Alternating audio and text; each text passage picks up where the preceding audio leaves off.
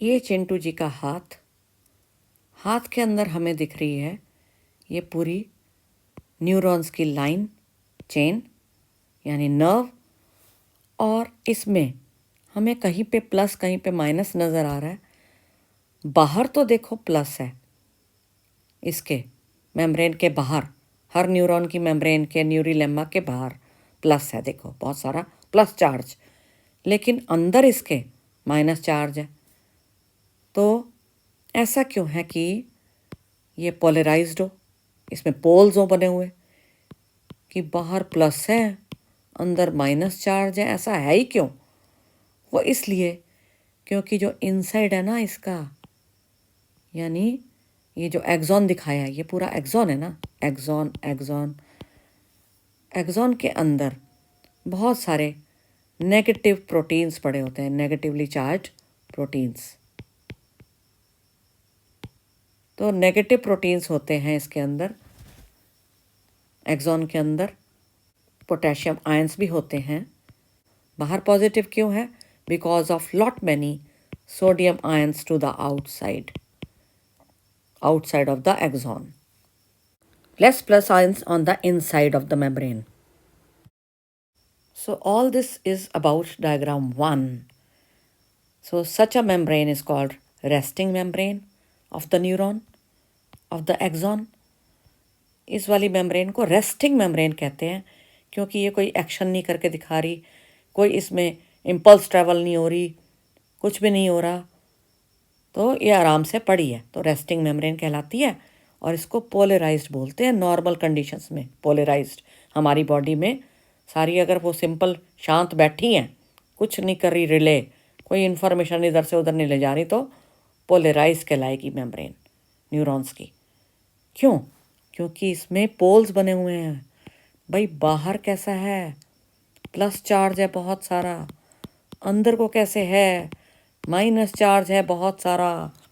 सो second diagram, depolarized membrane. Depolarize कैसे हो गई ये वाली मेम्ब्रेन और एक्शन पोटेंशियल कैसे जनरेट हुआ? Let us see that. उसके लिए जिम्मेदार है कोई भी stimulus, any change in the external environment of an individual, the stimulus. जैसे कि ये पिन या नेल कह सकते हैं, ये चुभ रहा है तो स्टिमुलस है। स्टिमुलस जहाँ पे ये लगा, प्रिक हुआ, वहाँ पे देखो क्या मिरेकल आ गया, चेंज आ गया। ये ए वाले एरिया को देखो, यहाँ बाहर हो गया माइनस, अंदर हो गया plus, due to the stimulus. Charge बदल गए उस एरिया के, उस एक्सॉन के अंदर। तो बाकी सारे तो देखो सेम टाइप के, भाई प्लस बाहर, अंदर माइनस, लेकिन ये बदल गया है क्योंकि स्टिमुलस ने इसको बदल दिया है, इसकी प्रकृति को। Potential difference across the plasma membrane at site A is called action potential. Such a membrane is called depolarized क्योंकि पोलराइजेशन को हमने ख़त्म कर दिया, स्टिमुलस ने ख़त्म कर दिया और एक्शन पोटेंशियल जनरेट हो गया, एक वेव पैदा हो गई है, एक इम्पल्स पैदा हो गई है। अब ये आगे भी तो चलेगी ना, आगे आपको बताइए कि यहाँ से आगे बढ़ेगी, नेक्स्ट वाले तक पहुँचती है, ऐसे चलती है ना इम्पल्स। जब भी कुछ इन्फॉर्मेशन होती है तो देखते हैं थर्ड डायग्राम। थर्ड में क्या हो रहा है? Conduction of nerve impulse, that is propagation, movement forward of the nerve impulse. How is that being done? ये ए में था क्या कि अंदर आ गया था प्लस और बाहर माइनस, लेकिन अरे यहाँ क्या हो गया? माइनस चार्ज ने, ये प्लस के पड़ोसी माइनस चार्ज ने इसको अट्रैक्ट किया और इसी तरह से ये वाले माइनस चार्ज ने इस प्लस को अट्रैक्ट किया। इस अट्रैक्शन के कारण पूरा एक करंट फ्लो हुआ, यहाँ पे भी और यहाँ पे भी, तो पूरा एक करंट फ्लो हुआ है और एक देखो गोला सा बन गया है, एक सर्किट बन गया पूरा क्लोज्ड। और इसके कारण क्या हुआ कि ये डायग्राम देखिए कि बी अब अंदर से प्लस हो गया है, बाहर माइनस है, very much different from these two. ए था पहले ऐसा तो, लेकिन ए ने इस तरह का किसको कर दिया है, बी को कर दिया अपने जैसा, और खुद अंदर माइनस और बाहर प्लस, पहले जैसा हो गया, देखो पहले जैसा। लेकिन बी में अब ए जैसा प्रभाव आ गया कि अंदर प्लस और बाहर माइनस हो गया। इस तरह से आपको नहीं लगता कि आगे सी भी होगा, एक कोई डी भी होगा? ऐसे चलते चलते बी वाला सी को अफेक्ट करेगा, उसको प्लस अंदर कर देगा और माइनस बाहर कर देगा, सी वाला डी को कर देगा। ऐसे रिले होगी information from one area of the axon to the other. It will travel travel travel within one axon only. So look at this, ये सी भी बनाया हुआ है यहाँ पे। अब देखो सी के भागे जागे हैं भाई, सी अंदर हो गया प्लस, बाहर है माइनस। बी की स्थिति सी ने ले ली है, क्योंकि क्यों हुआ था ये सब? क्योंकि चार्जेस ने फ्लो किया था, करंट फ्लो किया था। जब प्लस और माइनस इकट्ठे हो जाएंगे एक ही जगह पे तो करंट फ्लो नहीं करेगा। तो करंट फ्लो हुआ है और उसके कारण पूरा सर्किट पैदा हो जाता है, और ये सी को मिल गया ये वाला अफेक्ट, अंदर ये प्लस और बाहर माइनस, चार्जेस बदल गए यहाँ पे। This is how from A to B, B to C, C to D and so on impulse travels forward. One को दोबारा देखते हैं।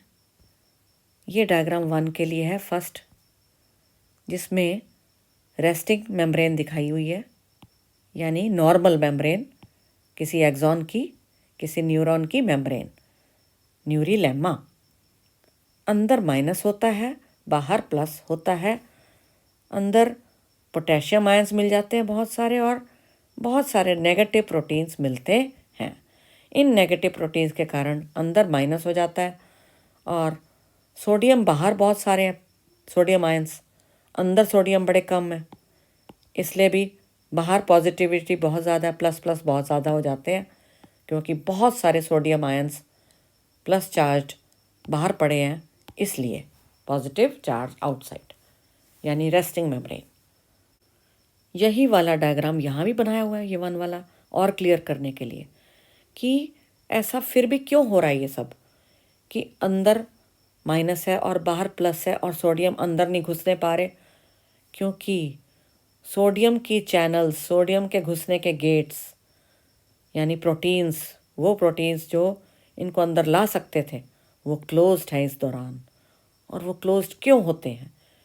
क्योंकि एट -70 मिली वोल्ट, इस वोल्टेज पे, इस वोल्टेज के कारण सोडियम आयंस को एंट्री, अंदर आने की इजाज़त, एंट्री नहीं मिलती बिल्कुल भी।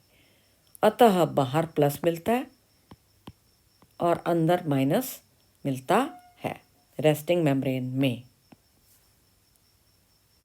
द सेकंड डायग्राम, इसमें क्या हो जाता है कि किसी स्टिमुलस के कारण मान लो बदलाव आ गया, ये चेंज देखिए वेरी एविडेंट, अंदर प्लस हो गया, बाहर माइनस। लेकिन इसकी राम कहानी है क्या असल में, ये 2 से फिर समझाया गया है, देखते हैं यहाँ पे।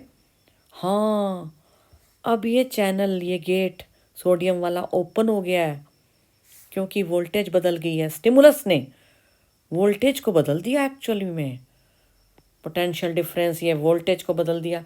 -55 मिली वोल्ट के होने पर क्या होता है, ये गेट ओपन हो जाते हैं, सोडियम वाले, सोडियम चैनल्स खुल जाएंगे, किसके अंदर, मेम्ब्रेन ऑफ द एक्सॉन में। ये सब कौन करके दिखाया? स्टिमुलस ने करके दिखाया। उससे सोडियम आयंस अंदर घुसे घुसे घुसे, अंदर डले डले डले, जाने लगे अंदर, एंट्री मिल गई। और अब अंदर क्या हो जाएगा, क्योंकि बहुत सारे सोडियम घुस गया तो प्लस हो जाएगा अंदर। तभी तो ये हम दिखा रहे हैं ना, ये वाला ए, ये प्लस हो गया इसी एरिया में जहाँ पे स्टिमुलस था। तो the membrane will be called now depolarized and action potential has been generated. तो अब इस पे थर्ड स्टेप क्या होता है? इसमें ये आगे आगे प्रोपेगेशन होगी, इसकी वेव आगे चलेगी, ट्रैवल करेगी, कंडक्शन होगा उसका। तो ए में था ना, देखो ये डिफरेंस, अब ये बी में आ चुका है। इसका हमें पता है, क्यों? क्योंकि करंट्स ट्रैवल करते हैं। ये प्लस और माइनस थे नज़दीक नज़दीक, और माइनस ने प्लस को अट्रैक्ट किया था। यहाँ पर भी ये बाहर माइनस ने प्लस को अट्रैक्ट किया था।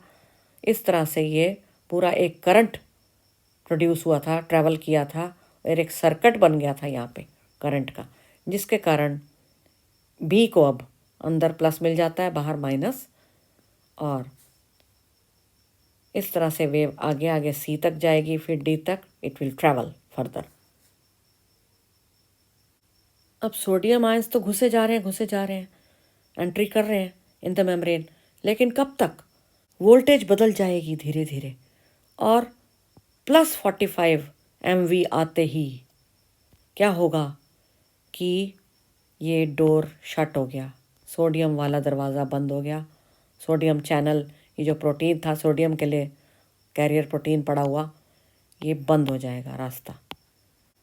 तो सोडियम एंट्री नहीं कर पाएंगे अब आयंस अंदर, और पोटेशियम का गेट खुल जाएगा इंस्टेड एट दिस वोल्टेज।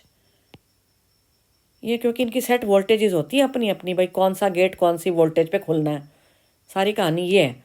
तो +45 मिली वोल्ट पर पोटेशियम का गेट यानी पोटेशियम चैनल यानी ये वाला प्रोटीन्स खुल जाएंगे, ओपन हो जाएंगे, जो पड़े हैं सेल इस मेम्ब्रेन में, एक्सॉन की मेम्ब्रेन में। Hence the potassium ions will start moving out out and out from the axon to the outside. अरे फिर वही स्थिति, यानी बाहर प्लस हो गया फिर से एस्टेब्लिश, और अंदर माइनस। पहले उल्टा हो रहा था डीपोलराइजेशन में, अंदर पॉजिटिव आया जा रहा था, बाहर नेगेटिव हो रहा था। लेकिन अब फाइनली ये कहलाएगी स्थिति repolarization, this situation. Why? Because potassium ions बाहर बहुत सारे चले गए हैं, सोडियम आयंस का इधर उधर जाना बंद हो गया है, वो सारा सिस्टम ही बंद हो गया उसका। तो हम पोटेशियम आयंस की बात कर रहे हैं, उनका गेट खुला था, वो बाहर चले गए, और इसलिए प्लस प्लस प्लस आप देख सकते हैं बहुत सारा, और अंदर माइनस कंपैरेटिवली, और क्योंकि प्रोटीन्स भी हैं अंदर, negative proteins. So this is called repolarization of the neuron of the axon. दोबारा से पोलराइज्ड मेम्ब्रेन, रेस्टिंग मेम्ब्रेन बन चुकी है दोबारा। अरे वाह! लेकिन वो बात नहीं है ये वाली। It is not as real as it looks. No no no. Why? Because अब की बार सोडियम बाहर नहीं पड़े, it is the potassium ions which are leading to the plus charge outside, plus polarity outside. तो यहाँ डिफरेंस है, it is very much different situation in the fourth diagram as we can see।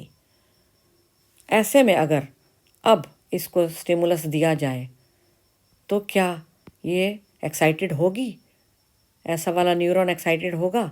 नहीं, क्योंकि ये real नहीं है ना, बाहर प्लस प्लस पड़ा है, ऐसे थोड़ा होना चाहिए। असल में रेस्टिंग मेम्ब्रेन में तो बाहर सोडियम आयन होने चाहिए। तो वो स्थिति वापस बदलाव कहाँ दिख रहा है आपको? 5th डायग्राम में। और कौन लाएगा? सोडियम पोटेशियम पंप, ATP का यूज़ करके, एनर्जी का स्वाहा करके, आहुति देके, ये सोडियम पोटेशियम पंप क्या करेगा कि यही स्थिति वापस लाएगा। ATP is being used a molecule. एक मॉलिक्यूल ATP के टूटने से, हाइड्रोलाइज होने से, 2 पोटेशियम आयन अंदर घुसे हैं। देखो बाहर थे ना पोटेशियम बहुत सारे, तो 2 पोटेशियम अंदर आ गए हैं, और बदले में 3 सोडियम आयंस बाहर गए हैं from the membrane to the outside. यहाँ पड़े थे ना सोडियम सोडियम, वो बाहर चले गए हैं अब। इसके कारण सोडियम की बाहर बहुतायत हो जाती है विद टाइम, ग्रेजुअली सोडियम बहुत सारे बाहर हो जाते हैं, प्लस वापस आ गया, इसका मतलब अंदर माइनस हो गया, वही सामान्य स्थिति आ गई। तो रेस्टिंग मेम्ब्रेन ये है उसकी शक्ल, ये वापस आ गई है। अब अगर इसको कोई स्टिमुलस या कोई पिन चुभेगा या कुछ भी होगा या कुछ दिखेगा तो क्या इसमें बदलाव आएंगे? हाँ, now the membrane will be able to get stimulated easily again due to the stimuli. ये जो फिफ्थ वाला था ना, इस वाले पीरियड को बोलते हैं रिफ्रैक्टरी पीरियड। ये वो पीरियड है जिसमें करेक्शन किया गया है, अमेंडमेंट ऑफ द चार्जेस, कि बाहर पोटेशियम ने पहले चार्ज कर रखा था बाहर वाले को, आउटसाइड वाले को, लेकिन अब सोडियम वापस आ गया और बाहर वाली जगह में आ गया।